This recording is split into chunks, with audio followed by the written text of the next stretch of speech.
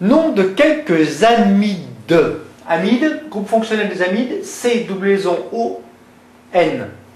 Ici, on a un groupement on a un groupement méthyle, effectivement, sur l'atome d'azote. Comment est-ce qu'on l'appelle à ce moment-là? Le N, virgule méthyle, puisqu'il s'agit d'un seul atome de carbone. La chaîne principale a deux atomes de carbone, donc on appelle ça l'éthane. Ça vient d'éthane, éthanamide. Le second. Alors attention, le second. La chaîne principale, 1, 2, 3 atomes de carbone, que je peux numéroter tout de suite. 1, 2, 3. On voit qu'on a un groupement méthyle ici, et puis on a aussi un groupement méthyle sur l'atome d'azote. Donc, il s'agit du N pour ce groupement-là, virgule 2 pour ce groupement-là, diméthyle, puisqu'il y a deux groupements méthyle, et puis chaîne principale 1, 2, 3 atomes de carbone, donc propanamide.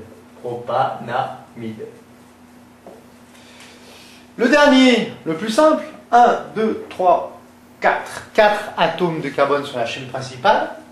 Il s'agit donc du butanamide.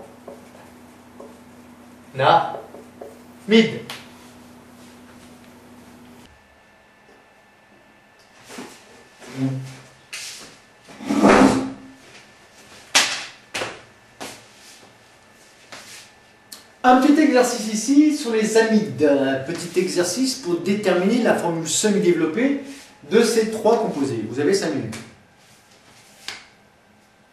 On commence le premier. N-éthyle, N-méthylpropanamide. La chaîne principale contient 3 atomes de carbone. Maman est partie, 3 atomes de carbone. 1, 2, 3. La fonction amide, C double liaison O, N. N-éthyle, N-méthyle. Un groupement éthyle, CH2, CH3. Et un groupement méthyle, CH3. Sur l'atome d'azote, je rajoute les atomes d'hydrogène, CH3, CH2. Voici pour la N-éthyle, N-méthylpropanamide. Le deuxième, N, diméthylméthanamide. Attention, méthanamide, un atome de carbone, avec ici la fonction amide. N, diméthyle, il y a donc deux groupements méthyle avec un atome de carbone pour chacun de ces groupements reliés à l'atome d'azote, et je rajoute un hydrogène. Le dernier, N,4 triéthylhexanamide, hexagone, c'est chez nous. Chez nous, c'est 6 côtés.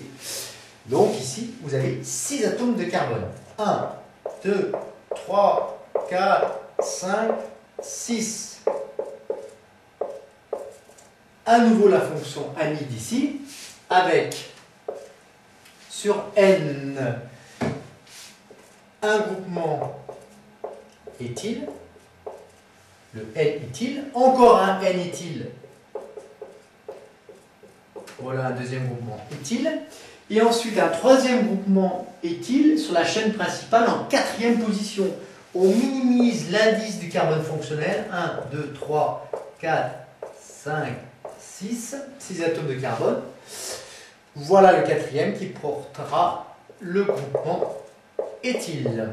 On rajoute des atomes d'hydrogène, 3 pour celui-ci, 2 pour celui-ci, 2, 2, 2.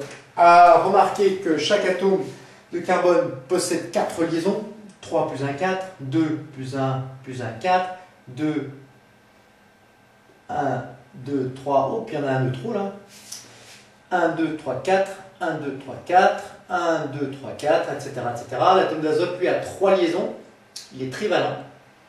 Et l'atome d'hydrogène est monovalent. Voilà pour ces 3 amides.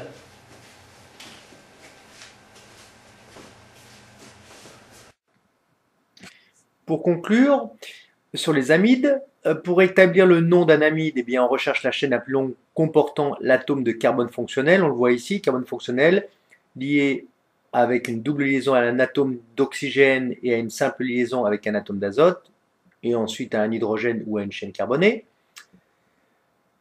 Donc on numérote les atomes de carbone en minimisant l'indice du carbone fonctionnel, qui dans ce cas-là, toujours le numéro 1, puisqu'il est en bout de chaîne.